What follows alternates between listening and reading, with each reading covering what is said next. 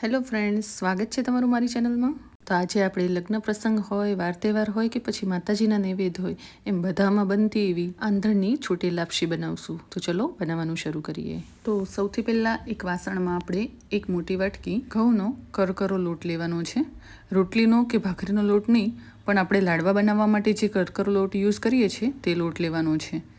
હવે એમાં 2 ચમચી આપણે મોણ આપવાનું છે અને લોટને બરાબર આપણે મિક્સ કરી લઈશું. આવી રીતે તમારે ચોળી લેવાનો છે લોટને સરસ રીતે. હવે લોટમાં મોણ મિક્સ કરી લઈએ એટલે એને સાઈડમાં રાખી દેવાનું છે અને આપણે આંધણની લાપસી બનાવીએ છીએ એટલે આંધણ મૂકવાનું છે. તો સૌથી પહેલાં એક તપેલીમાં મેં અડધો કપ ગોળ લીધો છે અને પોણો કપ પાણી લીધું છે. તો 1 કપ લોટની સામે અડધો કપ ગોળ અને પોણો કપ પાણી એ માપ છે.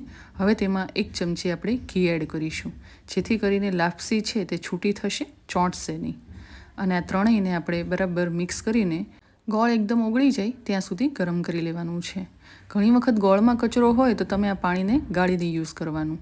હવે આપણે મોણવાળો જે લોટ તૈયાર કર્યો છે એને આવી રીતે થોડો થોડો કરીને આપણે એડ કરી દેવાનો છે.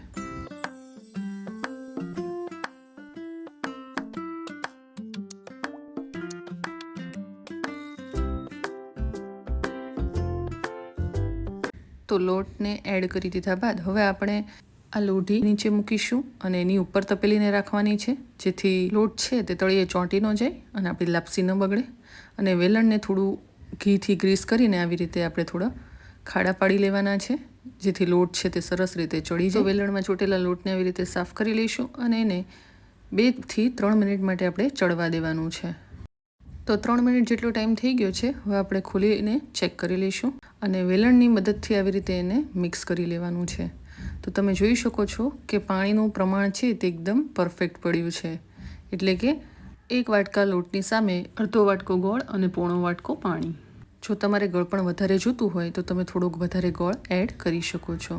હવે આ બરાબર મિક્સ કરી લીધા બાદ ફરીથી એને 4 થી 5 મિનિટ માટે સારી રીતે કૂક થવા દઈશું, જેથી લોટ ચડી જાય. અને અહીંયા 5 મિનિટ જેટલો ટાઈમ થઈ ગયો છે. હવે આપણે ફરીથી વેલણની મદદથી જ લાપસીને આવી રીતે હલાવીને સરસ રીતે મિક્સ કરી લઈશું. તો આ લાપસી છે તે આપણી તૈયાર થઈ ગઈ છે. તમે જોઈ શકો છો કે એકદમ સરસ છૂટી એવી લાપસી તૈયાર થઈ છે.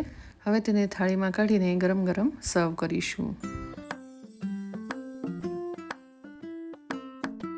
અને હવે એમાં ઘી એડ કરીશું. મેલ્ટેડ ઘી લીધું છે તો ભરપૂર ઘી એડ કરી દઈશું અને આવી રીતે ઘીથી લથબથ એવી છૂટી લાપસી ખાવાની મજા જ કંઈક અલગ છે. તો ઘીને આવી રીતે ચોળી લઈશું. તો તમે જોઈ શકો છો કે એકદમ સરસ એવી છૂટી લાપસી તૈયાર છે.